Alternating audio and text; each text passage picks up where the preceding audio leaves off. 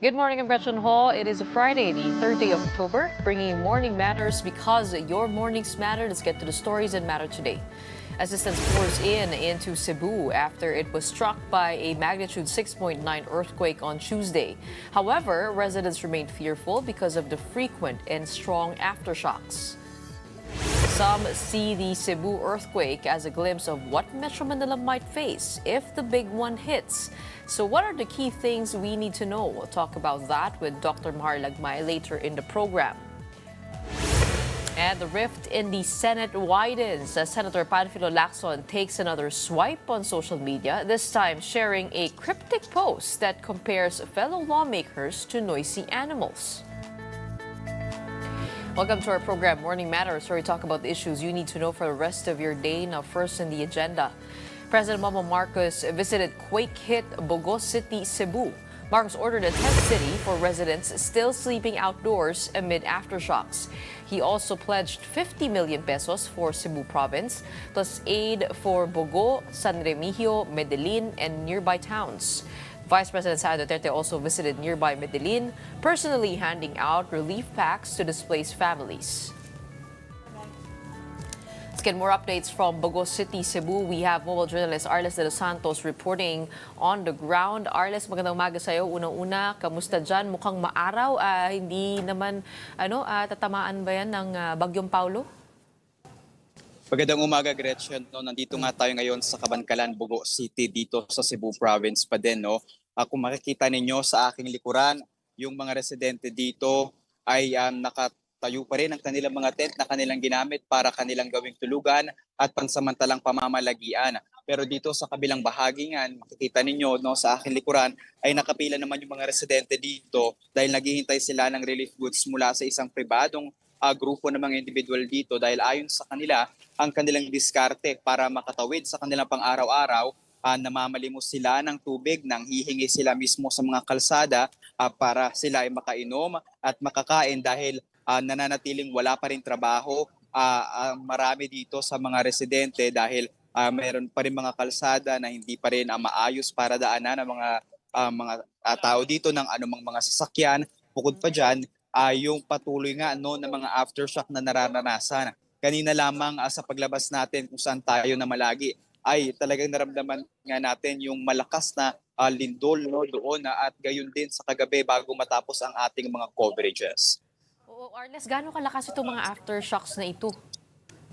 Actually, Gretchen, kung di tayo nagkakamali, hindi na ito aftershock eh. Ito ay talagang paggalaw ng lupa at talagang tumagal ito ng ilang mga segundo. No? At bukod pa dyan, yung kagabi na naranasan natin ay nasa 3 beses yun.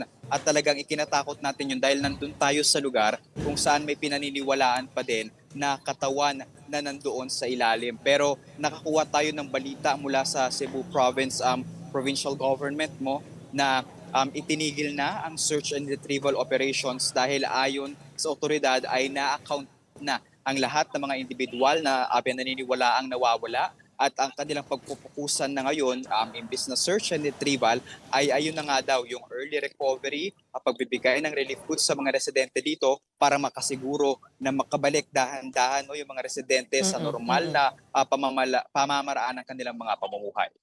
Les, anong latest number natin of casualties and injured persons? Sa kagabi na nakuha din natin na balita, Gretchen, yung 72 na ating iniulat mula ng umaga ay bahagyang bumaba ng 71 or 72 dahil may kailangan daw silang i-validate doon kung ano nga ba talaga yung nangyari sa mga individual. Pero sa ating pag-iikot kahapon ay nananatili ang mga numero, maaaring tumaas na lamang yung bilang ng mga residente na naapektuhan. So far kahapon, 47,000 ng mga families kung saan 170,000 naman ang mga individual ang nakaranas nga nitong magnitude 6.9 na lindol. Bukod pa dyan, Gretchen, yung mga relief operations dito ay nananatiling hamon na maabot ang bawat mga barangay dito. At sa isang panayam nga natin sa Municipal Administrator ng Medellin, ang kanilang panawagan ay wag lamang itong Bogo City ang kanilang tignan bilang epicenter at ground zero dahil magkakadugtong na mga munisipalidad daw ito at pare-parehas silang nakaranas nitong malakas na paglindol nga at yung mga kabuhayan ng kanilang mga kababayan ay kasama din doon sa mga naapektuhan. Okay. Itong nasa likod mo, yan ba yung sitwasyon all over the city? At kamusta naman yung mga tahanan, ng mga residente dyan? Meron ba silang uuwian, babalikan? Sila ba ay nandyan lang para humingi ng relief? O pati yung kanilang mga bahay, kailangan ng rebuilding? Meron dito, Gretchen, no, aabot sa mahigit 12 mga pamilya ang kasalukuyang namamalagi rito. So pati yung mga bata, dito na din sila nag-i-stay, no? Ito na rin yung parang naging playground nila. Ayon sa kanila, yung ilan sa kanilang mga bahay ay nagiba na, yung iba ay sumuko na yung mga dingding ng mga ito, no? Bukod pa dyan, ay mayroon din sa kanilang mga naiulat nga na talagang kailangan gumawa na ng kanilang panibagong bahay. So ayan, itong open parking space na to, ito na yung nagsilbing bahay nila. Yan, makikita mo, Gretchen, no? Sa ilalim ng mga puno. Actually, maliit na puno nga ito eh. Ito ay puno lamang ng alatides kung hindi tayo nagkakamali. Pero sapat na yan para sa kanilang pamalagian at makatawid sa kanilang pang-araw-araw. Doon din hanggang sa dulo, no? Ganon din ang kanilang mga sitwasyon dito ngayon. Ito yung usual scenario dito, no? Sa pag-iikot natin, madami pa din ang may hawak ng kanilang mga placard na nangihingi ng tubig at nanlilimos ng pagkain dahil sila raw ay nagugutom na. Bukod pa dyan, wala silang trabaho at wala talaga silang makuhanan ng anumang resources. Bukod doon, syempre sa relief goods, no, na hindi naman pagkabigay ng national government ay mayroon ulit na darating. Talagang medyo nagiging close collaboration ito ng publiko at ng mga pribado o institusyon para mas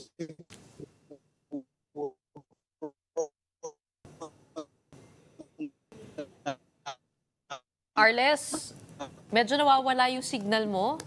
Siguro doon ka muna sa open area. natin. There you Itong go. mga kababayan natin na to, alas 7 ng umaga. Yes, mas Okay, malinaw okay ba na. kayo, Medyo Gretchen? mas malinaw na. So ito, Gretchen, Diyan ka lang itong muna. mga kababayan natin na to sa likod ay alas 7 pa lamang ng umaga. Pumila na sila dito dahil ang kanilang nais talaga ay makakuha ng pagkain, makahingi dito, no? Ayon sa kanila, meron sa kanila na ang huling kain pa ay alas 9 pa ng gabi, no? Nag-agahan na at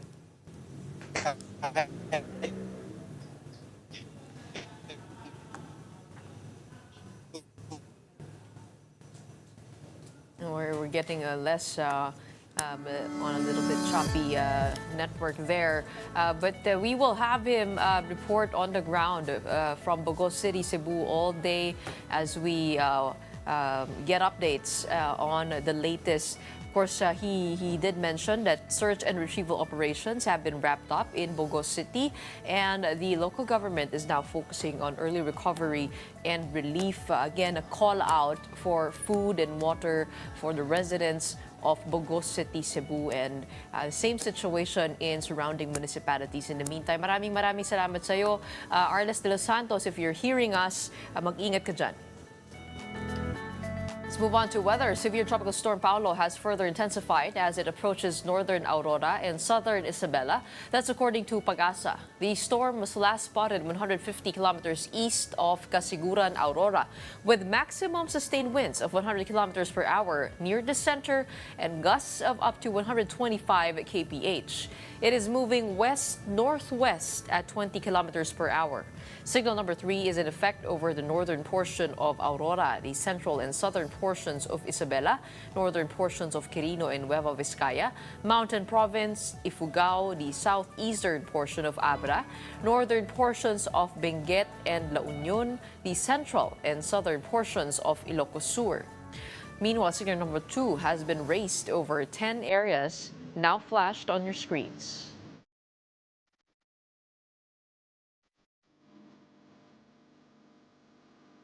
And signal number 1 is hoisted over the rest of mainland Cagayan, including the Babuyan Islands, the rest of Aurora, the northern portion of Quezon, including Polillo Islands, Camarines Norte, the northern portion of Camarines Sur, Catanduanes, the rest of Apayao, Ilocos Norte, Pangasinan, Nueva Ecija, the northern portion of Bulacan and Zambales, Tarlac, and the northeastern portion of Pampanga. And coming right up, Could blockchain technology be the key to a more transparent national budget? The Senate is looking into that possibility. We'll break that down with Giro Reyes, the CEO and co-founder of Bitsquela. Don't go away. Morning Matters will return after a quick break.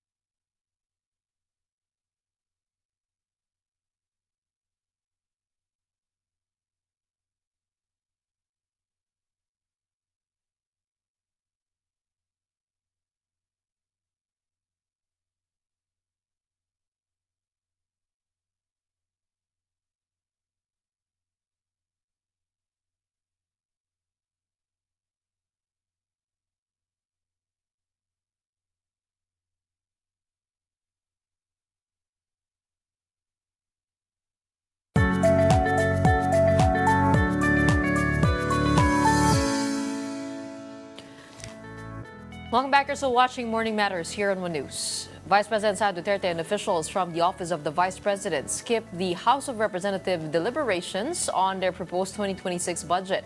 Palawan Representative Jose Alvarez, the budget sponsor, said Duterte set conditions for her to attend and defend it. One of her demands is the presence of President Bongbong Marcos during the budget hearing for the Office of the President. She also called for the lifting of the Immigration Lookout Bulletin against OVP officials. Meanwhile, the Senate is looking at blockchain technology to bring transparency to the national budget.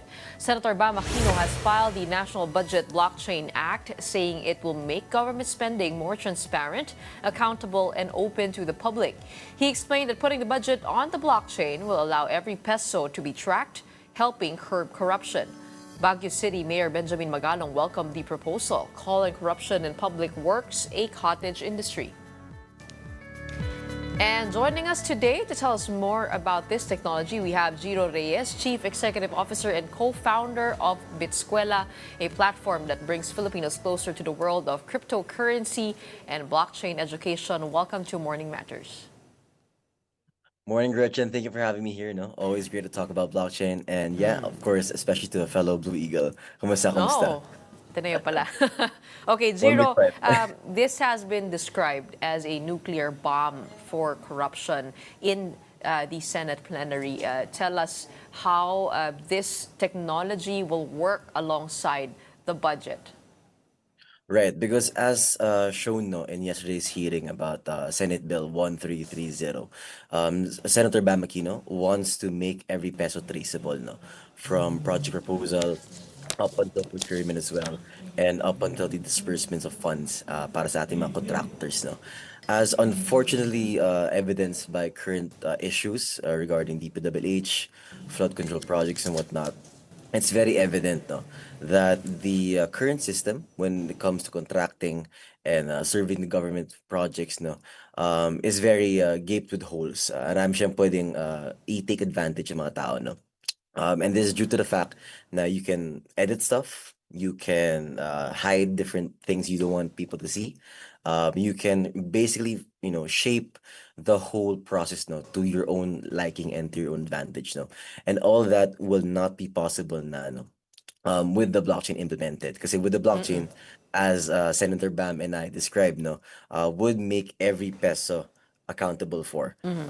Any data on the blockchain that you put, no, kahit as simple as XYZ or as complex as this or that, it will always be traceable back to the source. And this overall would serve kasi as its own check and balance. If, for example, no, let's say you're a corrupt politician or a bad actor who wants to take advantage, if alam mo, di ba, Gretchen, na yung project mo na may anomalya can be traced back to you eventually, no? Let's say kahit matagal siya, but eventually, no? You're gonna double think na okay, parang ayoko nang gawin to kasi malaki yung risk na ibalik sa akin yung problema at magiging mas malaking fault sa akin to in the future, no, as well. So that's that. If we take a look at the image of a blockchain, it kind of looks like DNA. Tama ba yung pagkakahalin tulad no, na parang bawat galaw within the ecosystem, bawat numero, may sarili siyang DNA, kaya makikita mo siya? Correct. So the best way I can describe it, no, kapag illustrative purposes naman, is para siyang Betamax sa street food, no? Na may cube, cube, cube, tas may parang stick sa gitna, no? Yung stick, yung chain, of course, yung cubes, yung mga blocks po natin sa blockchain. Na how it's formed, no, is the blocks are formed by different transactions clumped together, basically. All the transactions in the blockchain are tied to one another through the chain itself. And that's how I can imagine it from an illustrative perspective. Okay, and have you tried already doing a test run of having a, how do you call that? May blockchain identifier ang bawat item of the budget. Have you tried it? Have you done a test run? Yeah, so on my end, no, I do education for the Okay. Philippines for blockchain, no. So I myself not yet kasi hindi ko patakaran yun. But the ones who have done pilots for this is my good friends no from Bayani Chain. Currently, they're the ones leading the blockchain pilot projects for DBM, Department of Budget and Management, last few months ago, and kay Mayor Benjamin Galong sa Baguio City, no, for Good Gov Chain as well. So shout out to them. So it's already been done there. It's already being implemented. Correct. So pilots are currently live for the DBM agency around a month ago. And yung kay Mayor Benjamin Galong will be live naman on October 15th as of discussion kahapon. Help us understand what data is being used here. Paano siya ina-upload to the blockchain cloud? So in terms of in terms of what data is being used, for example, for the pilots for now, yung sa DBM for now are the SARO and different documents no, that are related to the high level procurement process ng kanilang budget. And I believe they're doing test runs on some select verticals for now, no, and will scale as it goes forward. Same thing sa Good Gov Chain sa Baguio City.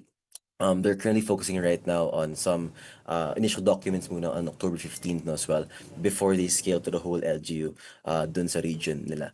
But in essence, ang gusto po nang gawin ni Senator Bam Aquino with 1330 is all the documents regarding procurement and budget no, will be on the blockchain. No? Ang hindi lang hawakan talaga is yung terminal action of sending money to the contractors. No? Kasi ibang usapan na po yan.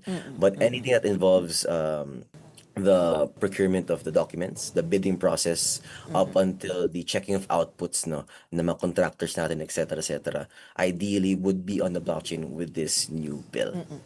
SARO, meaning the special allotment release order that you need to get funding, right? Who is going to be the one to upload those documents? So as described as well kahapon sa hearing, no, this whole push for blockchain integration in the government is a two-sided thing. No? Of course, number one dyan is kailangan maayos yung tech, but aside from the tech, meron pa rin dapat tayong people factor ang tawag nila kahapon. No? AK, there are going to be systems in place to make sure that the documents being inputted sa blockchain natin are as correct as possible. No? These are going to be focused, of course, on integrating other emerging technologies like AI, for example, or different LLMs, no? Para lang mas tama po ang ating infrastructure, sorry, when it comes to inputting data regarding the whole process. No? So this is still going to be, of course, a tech and a person effort altogether. But hopefully it works out no, in the end. And for edits and alterations, do we go through a specific website or a system where it can get simple for ordinary people like me who find blockchain technical and sometimes inaccessible? How do you bridge that gap for everyday users? Completely understand, no? And that's where the data visualization will come in naman, Gretchen. So you have the blockchain, the base layer of technology. That is for the government and the technocrats, no, to look out for as well. And then there will be a separate layer of different providers, no, who will focus on simplifying kasi the data for the public masses, no. They will be in charge of creating the pie charts, different ways to access the data in a simple manner, just like how you search something on Facebook, no. Yun ang end goal, I believe, as well. Para lang ang isang mamamayan ng Pilipinas ay pwede lang pumunta sa blockchain ng ating gobyerno. They'll search something up as easy 1, 2, 3, and they will get all the information they need to track every peso that they pay in taxes. Kumbaga parang the technical experts can come up with a front-facing website for ordinary users. Tapos mag-i-input na lang doon kung ano hinahanap. Tama ba? Correct. Exactly. Oo. So these front-facing inputs, whether website or APIs or whatnot, these are still to be decided on. No? Hence why the bill is still ongoing, of course, with the TWP upcoming. But that is the vision as of now. And Correct. of course, the main concern here is data privacy. When you have a lot of information on the cloud, how does the system distinguish between individual information and information that should be open to the public? Correct. No? So Senator Bam also kahapon also highlighted this part that yung blockchain bill po natin, it would not want to hit, of course, any data privacy laws in the Philippines. That's very sure. Kasi, of course, bawal eh. So anong mangyayari po dyan, either two ways. It really depends on execution. But two ways no, na pwede ito mangyari. Number one is the private data na hindi talaga pwede ilabas sa public ay maging off-chain po siya. So think of it as a hybrid of a blockchain and Web 2 systems na combined into one protocol no, as well, wherein the data of that you can't release to the public will not exactly be on the blockchain para, of course, mas secure po para sa ating mga partners. No? But the other way as well is there are different ways no, on how to create verification railways for these private data without mentioning the specific details about it. No? So for example, let's say the data you want to verify is Gretchen is from Ateneo, same as Giro. No? In that sense, in that example, no, there is a way to use cryptography for it to verify na taga Ateneo yung dalawang taong yan without it specifically saying to the front-facing website na Ateneo pinag-usapan na school there, if that makes sense. So there's a way to play it around with cryptography and hashing. Okay. Just to be able to understand the practical applications, siguro let's go to proposal, no? Paano mag-work yun? Kung wari from the department, meron silang budget proposal, tapos syempre may line items yan, di ba? And then we see, for example, DPWH, merong quantity of items, merong bill of, ano ba yun? Bill of items yata, yung presyo ng bawat materyales. Paano yun?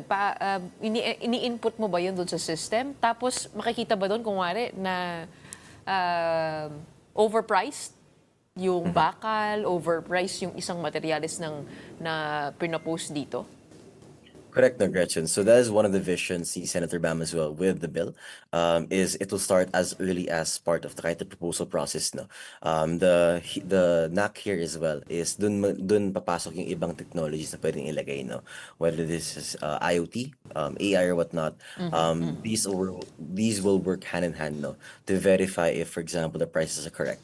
So tama yung example mo. Let's say, for example, a contractor wants to price laptops at, let's say, 50K pesos per laptop, no, where the true price is only around 25,000 pesos. Through AI and the other technologies na pwedeng implement, it already check in real time na kung tama ba ang kanyang market rate para sa laptops na iyon. And that data or that information will be then put on the blockchain to signify na, okay, this contractor did not follow these standard protocols or this procedure and may mali po tayo sa datos dito. So hence, automatic rejected na po siya as well. So pwede ganun mangyari na. Again, it's still a work in progress. That's why it's going to be going through a very deep TWG na with different industry experts to make it final as well. But So I believe that artificial intelligence is also at play here. yes, correct. So the bill does specify as well that other technologies will be into play.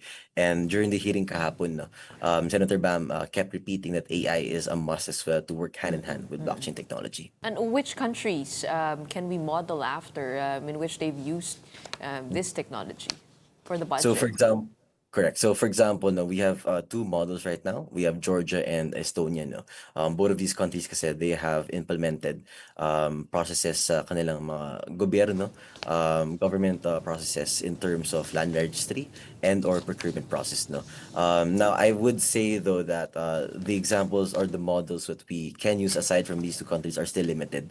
But I think that's a beauty in it. If you look at the global landscape right now, Gretchen, that the Philippines is one of the first few countries exploring the budget, the blockchain perspective, no, when it comes to this new technology as well. So which makes everything even more exciting. No, it's actually a very, very good proposal because when you have technology there, it standardizes everything, which is probably the reason why many of our processes aren't yet digitalized.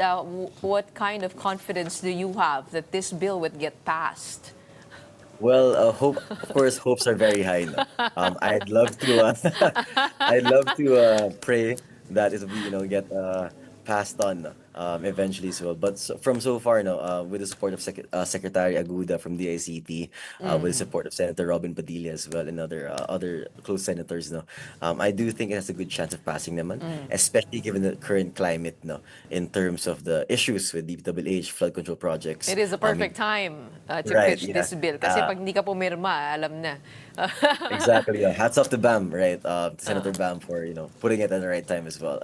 Well, Jiro, on a final note, you are an educator, part of Bitskwela. What possibilities do you see here, opportunities for professionals in the Philippines to learn more about this and the developing industry as well? Of course. So one thing I always highlight now whenever I go to different provinces and different sectors now is that all the skill sets you use in non-blockchain industries no or work matters is can be applied to the blockchain or to the industry rather. Whether you're a writer, social media manager, you're a website developer, you're a marketer, you're a host, you're this or that. All of these have spots in the blockchain industry, no.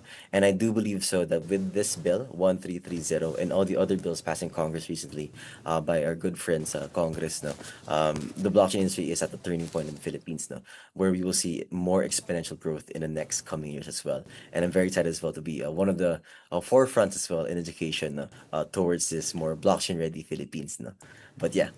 That's encouraging news. Hindi lang programmers ang hinahanap, kundi people from different industries. And we'll probably hear more about blockchain. I do have a suggestion though. Maybe you can use this technology for casino winnings, di ba? Kasi parang dun din dumadaan yung pera. It would be Correct. interesting to see that, yung labas-pasok ng pera.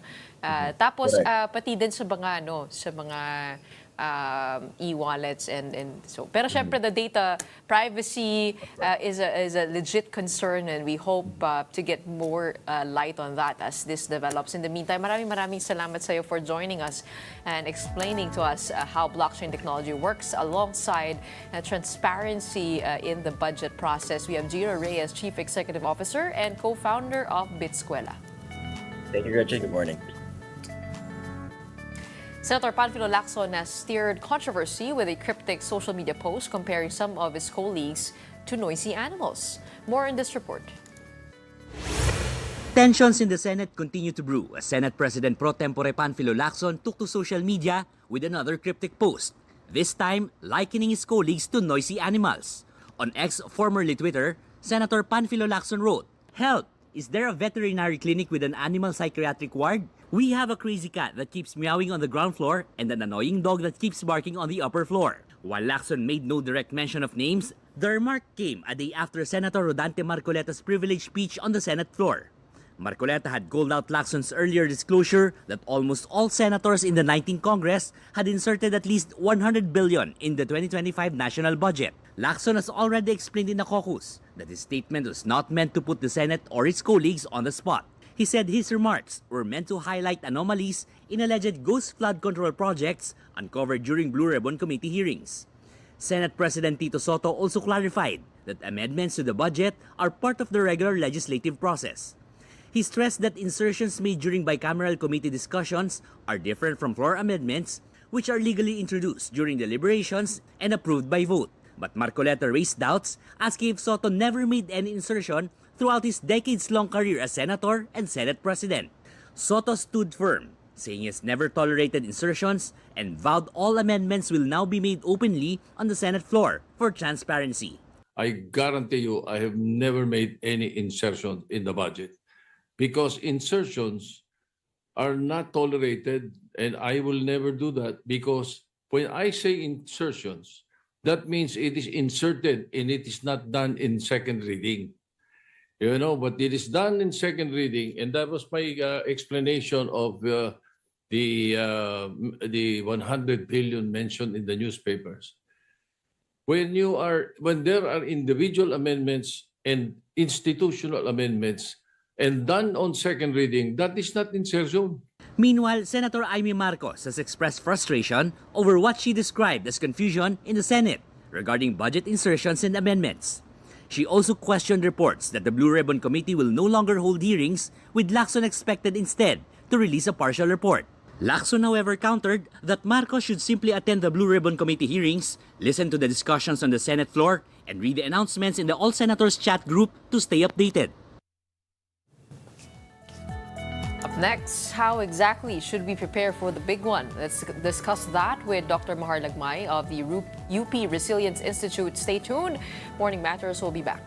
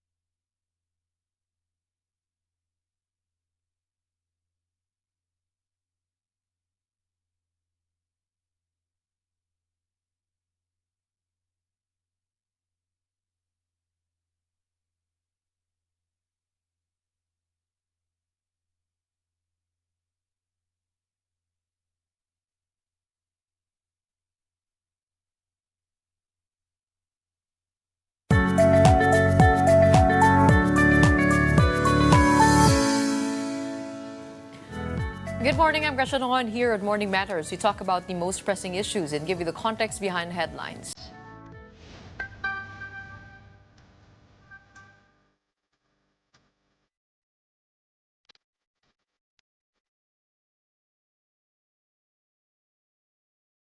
At least 72 people have died in Cebu after a destructive 6.9 magnitude earthquake struck the province. The National Disaster Risk Reduction and Management Council reported 294 injuries, most of them in Bogos City, where 180 people were hurt. Some 4,000 families, about 20,000 individuals, have been displaced by the quake. The province continues to be shaken by aftershocks as strong as magnitude 5. The Cebu earthquake serves as a stark reminder of what experts have long warned Metro Manila about, the big one. Now, according to FIVOLX, this potential earthquake could reach magnitude 7.2, with a projected impact of over 51,500 deaths and at least 12% of residential buildings heavily damaged.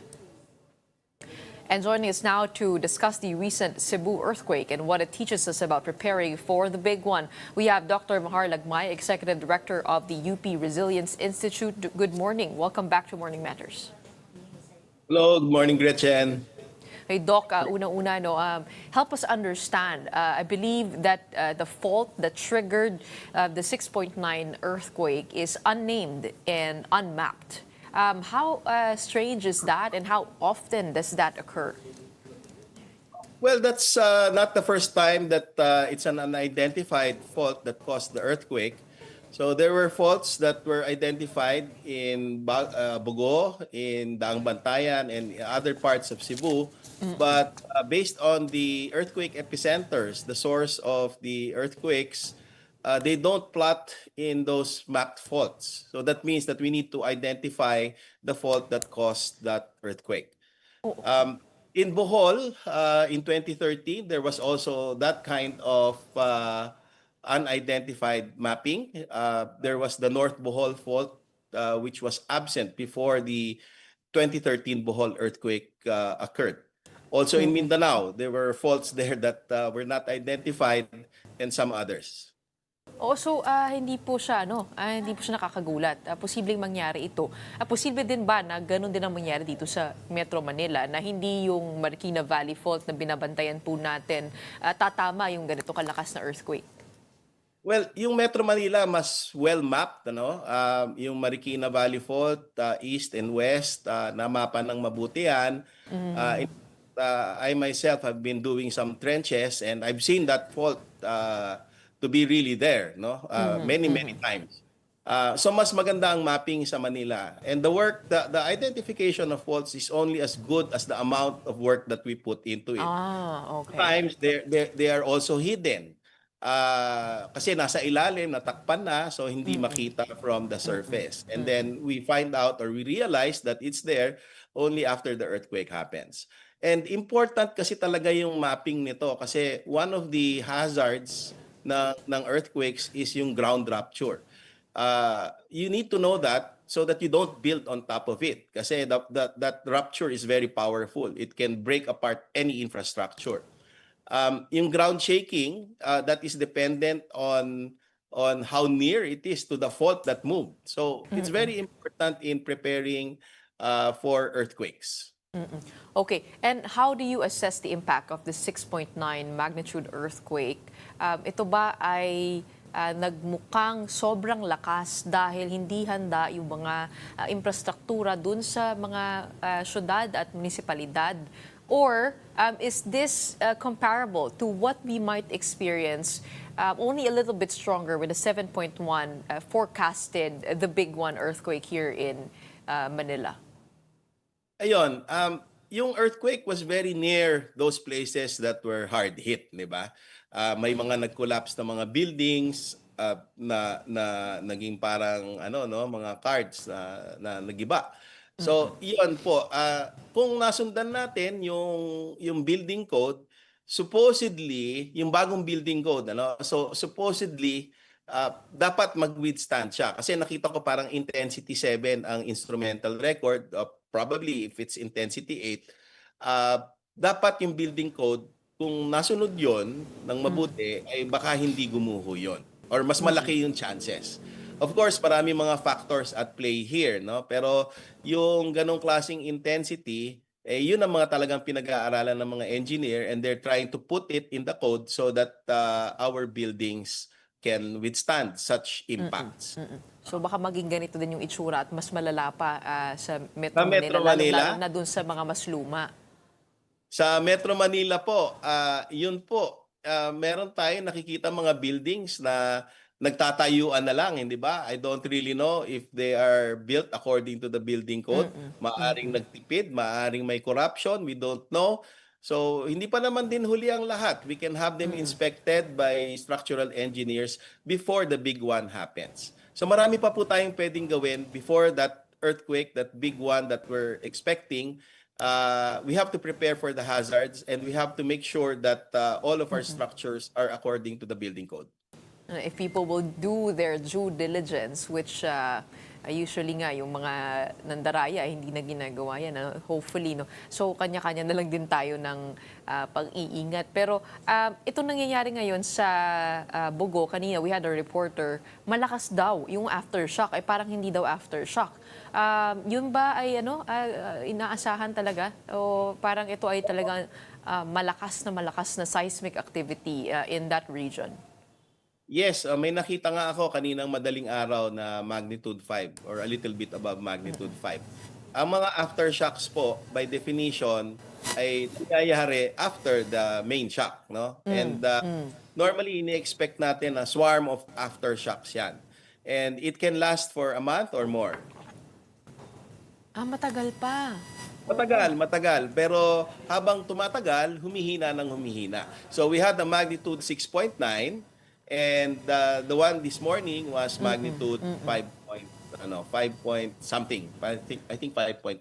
So maybe magnitude 5. But it was nonetheless still strong. Magnitude 5 actually released a lot of energy, and that's why it was felt and scared a lot of people na nagpapanik na actually, kasi na-scared na talaga sila. They don't want to go back to their houses because of yung mga damage na katulad yan sa picture. Ganun din po ang nangyari doon sa Mindanao, ano? Yung nasa tent, doon sila natutulog sa labas. Ang dami-dami po natutulog doon sa kalye, naka-tent, dahil po takot yung mga taong bumalik because of the aftershocks. Oo. And I guess people are asking, no, how does this seismic activity relate to the ones up north? Meron ba yung epekto na kapag may gumalaw dito sa once in 400 years, baka gumalaw ni rin dito sa taas? Kailangan lang maintindihan natin na ang Philippines ay nasa Pacific Ring of Fire. Marami tayong faults na gumagalaw. There's what we call a stress transfer. Kapag gumalaw, for example, yung fault sa Leyte, nata-transfer po yung stress, nandun po naiipon naman dun sa kabila, and then yun yung may malaking chance na magkaroon ng earthquake. Pero medyo malayo naman yung north na tinatanong mo, but there's some kind of relationship, and that is the one that we're looking at, lalo na dito sa National Institute of Geological Sciences, si Dr. Mario Aurelio. Kumbaga, kinakalculate yan at pinipredict kung saan yung susunod na maaaring gumalaw na fault. Okay, bilang panghuli, ano ang inyong reminders sa lahat? Every time this happens, we have to put it in people's consciousness that the big one is just a matter of time in occurring. Ano po ang inyong paalala, pati na rin sa ating mga local governments? Okay, paalala ko lang na makinig kay Doc Ted Esguerra, no? Nakikita ko siya ngayon diyan. Marami safety tips para sa response. Pero bago pa tayo magresponde, ngayon pa lang ay marami na tayong pwedeng preparations na gawin, no? Yung mga hazards, alamin po natin yung hazards, like huwag tayo magtatayo sa fault line. Yung building code sinusundan natin, yung apoy kailangan siguradong hindi magliliyab yan kapag magka-earthquake, makakabawas tayo. Yung tsunami, alamin natin kung maaaring magka-tsunami sa inyong lugar. Know your neighborhood, prepare for these hazards. We are expecting and we know that the big one will definitely happen. We just don't know exactly when. So we need to prepare now. Well, Doc, we're happy that your group is getting more attention and more resources from our lawmakers. Sana po ay lumaki pa ang inyong grupo at inyong capacity to be able to help us predict and actually be prepared for these things. But in the meantime, maraming salamat for joining us this morning and helping us understand the latest earthquake in Cebu. We have Doc Mahar Lagmay, Executive Director of the UP Resilience Institute. Doon na po tayo sa partner ninyo, no? Nakasing gawa po ninyo. Galing sa Red Alert. Maraming salamat. Sige, bye-bye. Thank you. Authorities have officially ended search, rescue, and retrieval operations in Cebu after Tuesday's 6.9 magnitude earthquake. The Office of Civil Defense said all local governments have accounted for residents, allowing teams to demobilize and shift to relief and rehabilitation. Aftershocks, however, continue to rattle the province, forcing many to remain outdoors. Officials said about 4,000 families, or some 20,000 individuals, are still displaced. And joining us now, reporting to us live on the ground, we have Doc Ted Esguera, a rescue and disaster response expert. Una-una, Doc, nasaan po kayo ngayon? Yung station po namin sa Bogo po kami. Tapos Oo. pina-assess sa amin yung Medellin sa San Remigio. And ngayong araw, Daang Bantayan.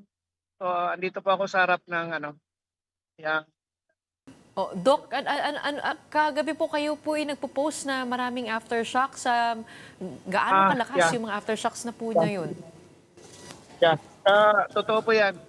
Kaya disturb yung sleep namin kasi nakatira lang po kami sa isang terminal, no? At doon kami. Tapos every time mag-aftershock, takbuhan lahat sa labas.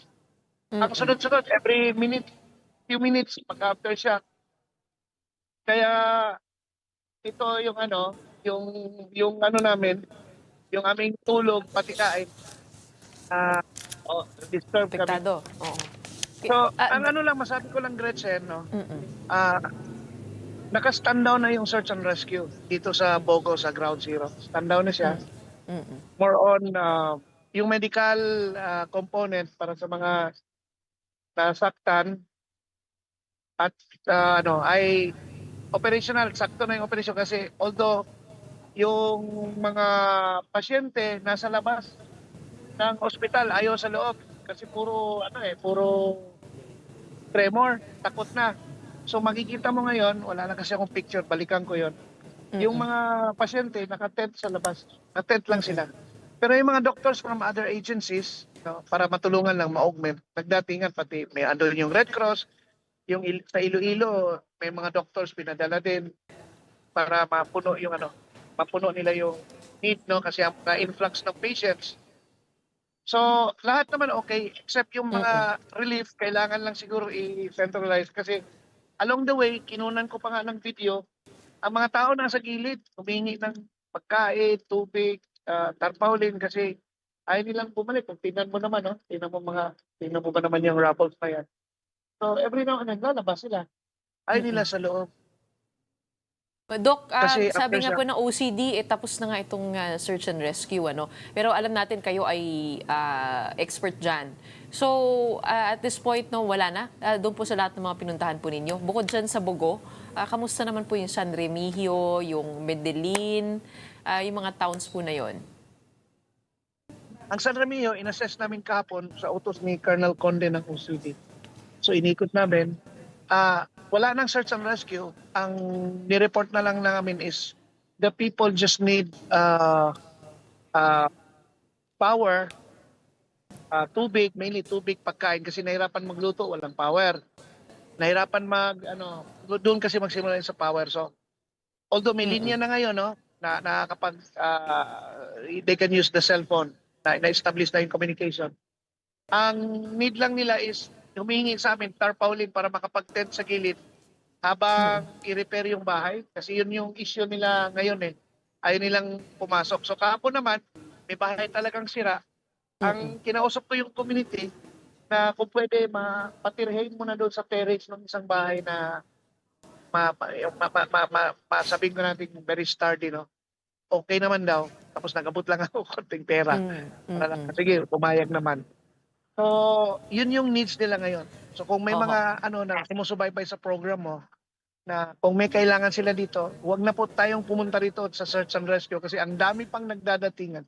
Ang kailangan po ng Bago, San Remigio, Daan Bantayan, ng ito yung mga affected areas, no, sa Camedilin, ay yung mga kailangan nila immediate needs, tubig, hygiene kit, mga balde din, tapos pagkain, no, and tarpaulin, na kung medyo maano naman, mga repair materials para sa bahay nila. Okay. Ito po sabi po ni Doc Mahar, kasi siya po yung na-interview ko bago kayo eh. Ang sabi po niya, itong mga aftershocks, usually, mga isang buwan nagtatagal. Ano pong assessment po ninyo dyan? Gaano katagal kaya ang mga tao na hindi makakapasok sa kanilang mga tahanan? Ngayon kasi, Rex, no, maganda kasi simula kahapon at ngayon, kasi I will start kahapon kasi kahapon ng early morning kami nandito, no. Hindi po umuulan. So wala pa tayong problema. Yes, ang mga aftershocks, no, depende sa it can even last for months, no. Weeks to months yan, agree ako. Kaya kagabi nga lang, nako, ang interval, hindi oras. Less than hour. Minsan dikit pa, less than 10 minutes. So, hindi ko alam kung paano. Basta as long as active ng sige aftershock, I cannot really force people to go back to their houses. Ang gobyerno naman are looking into areas na kung pwede sana magkaroon ng tent, no, sa mga open spaces na safe, which ginagawa ngayon.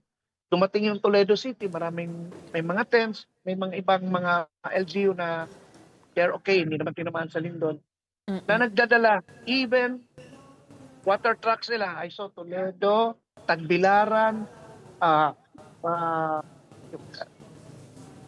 Davao, no? So with all their water tanks, so actually doon nga kami naligo eh. So yun ang kailangan sa ngayon while we are rehabilitating. But Doc, kamusta Yes, naman ma'am. po yung mga kalsada? Kasi nga kung pupunta po dyan yung mga magbibigay ng relief, how are the roads? Are they passable? passable na siya, passable na po. Along the way, nakita namin yung isa, pinipison na siya, no? Kasi may crack yung ilang parte ng daan. Tapos, nire-repair nila kasi nga, very active movement, 24/7 po yung movement ng mga humanitarian workers at mga government agencies facilitating. To give credit to the government, everyone is here, even DENR. I really saw them before my eyes. The scientists na pinadala ng P-Box, nandito lahat, parang pinagsabay-sabay kami. Parang what do you need, what can you offer? So ito, ikaw, dito. So very protected kami. So pag scientist ka, gano'n. Nakakakuha. Even the church at even private individuals. Ang gusto lang natin i-remind pala, kung magbigay po kayo ng mga donation, idaan niyo po sa center kasi wag po tayong magkanya-kanya magbigay ito kasi kawawa magulo. naman yung community. So i-centralize natin because the government, the DSWD, is actually putting up areas na kung saan may needs talaga, no, after needs analysis, na doon ito kailangan, hindi yung in random tayo para in order po yung ating humanitarian execution. Okay. Doc, yung pag-unang dating niyo po dyan, ay may naabutan po ba kayo na natabunan dito sa mga pagguho? At pangalawa, ano pong assessment ninyo doon sa mga structural integrity ng buildings dyan? Well, merong mga buildings na sturdy naman, no? They can withstand. So depende siguro paano siya ginawa. Yung pinagstayan namin, ang ganda ng beam naman actually. That because the people are traumatized, they run away, and that includes me disturbed sleep. Kasi ako, ayoko naman sabing magaling ako. Nang tiningnan ko, this will not fall. But every now and then, if they run, I always wake up. Kasi magtakbuhan talaga, tapos may sigaw pa. So yun, matibay. Yung tinira namin, nakatira kami matibay. May mga areas na nakita ko sa San Remigio, yung namatayan tayo ng Bureau of Fire Protection, Coast Guard, yung referee kasi may basketball. Oho. Talagang medyo hindi maganda pagkagawa, no? Kaya siguro ganun katindi, no? So, I cannot say anything sa isang sample to, no? Ito, although this is a private building, ito yung kanyang mga debris. So, I really cannot really assess because we don't have quite a uniformity on how building is made. Number Okay. two, where the building is placed. Yes. So, depende sa Oo. mga Kung sakali ho, kasi syempre ngayon po ay maswerte dahil walang pag-ulan. Pero pag may dumating po dyan na bagyo o kaya yung habagat, paano po malalaman ng ating mga kababayan kung ano ang building na matibay? Ano po yung, may indicators po ba kayo na parang ito, reliable yan dito kung magtatago? Imbis na kumari sa labas lang talaga, ano pong inyong advice? Kasi syempre may ulan na maaaring mangyari na at dumating. Yung ginawa po dito sa locality na I can really speak generally, no? May matibay na area katulad yung terminal namin. Doon po, actually doon ang main support services. So it can still be used for an extended, if in case ipagsuksok kami doon, we can still have it, no? Secondly, the open spaces are being used para sa sa tent. So may tentage po tayo na tumulong naman ibang agency, even international agencies nandun, no? Kaya I think we can ang kailangan lang talaga kasi wala naman akong gym. Kung may katulad sana ng gym sa San Remigio, nadali naman, that's the issue. So we will rely on tentage, which I know it can withstand because when I check the tentage, mga tents, no, matitibay naman kasi designed for disaster. In fact, kasi I'm with Makati Rescue, at nakita ko rin yung MMDA, no, na pinadala ni Artes, tapos yung Valenzuela Rescue, yung Valenzuela Rescue. Nagdala rin sila ng mga cubicles to ng privacy ng tao. Tapos yung may mga international teams, na sa akin, yung Project Michelangelo, React. Pati fuel nga, natutuwa talaga ako, Gretz, no? Parang, yung out of nowhere, people will just come to you, Doc Ted, mag-donate akong generator. Doc Ted, kaninang umaga, hundreds of loaves of bread dumating. Mamaya, darating pa, tapos tubig. So, mamimigay ako sa mga areas, ibigay ko sa DSWD. Okay. Or kung saan nila ipapadala sa akin. Okay. Doc Ted, sino po kasama niyo dyan? Ano pong grupo? Ang kasama ko ngayon, Makita. Yung Makita, Okay. rescue tools yan sila. Pero rescue team lead sila. Sila nag-provide sa akin. Tapos yung Wilderness Search and Rescue, Valenzuela Rescue, ang Makati, nandun sila sa hospital. So hiwalay-hiwalay kami.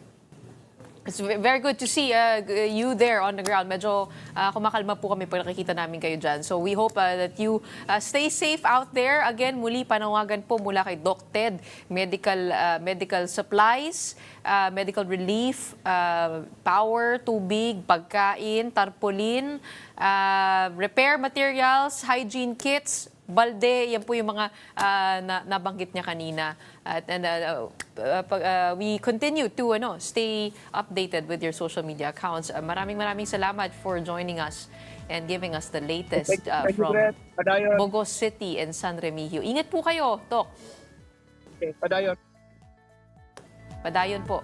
Okay, as mentioned by Doc Ted, if you want to help out our kababayans in Cebu, better to go through centralized channels to avoid any sort of turmoil or chaos. And with that, Alagang Kapatid Foundation is knocking on your doors as we lend a helping hand to all those affected by the recent earthquake in Visayas. You can send your donations to any of the bank accounts listed on the left side of your screen. You can also scan the Maya QR code that is flashed before you right now. Your help will go a long way in providing relief and aid to our fellow countrymen in quake-hit areas. If you are missing the information, you can just head on over to the Alagang Kapatid Facebook page. And that wraps up today's episode of Morning Matters. We hope we've given you the right start to your morning. Let's go ahead and make the day and the weekend matter. My name is Gretchen Noll. We are One News, all sides, all the time. Stay safe and stay dry.